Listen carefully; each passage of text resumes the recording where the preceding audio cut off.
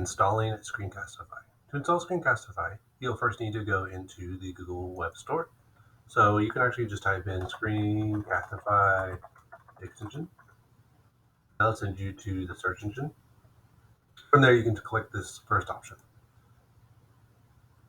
You'll notice that you have the correct one because it has a salmon-colored arrow with the video camera. You want to click Add to Chrome. Selecting Add to Chrome, you're going to give the option to Add Extension. Go ahead and select Add Extension. And then once it's installed, it will then be up here in your Omnibox toolbar area. Now if it goes away, selecting on the gray puzzle piece, going down, and I'm going to go ahead and pin Screencastify.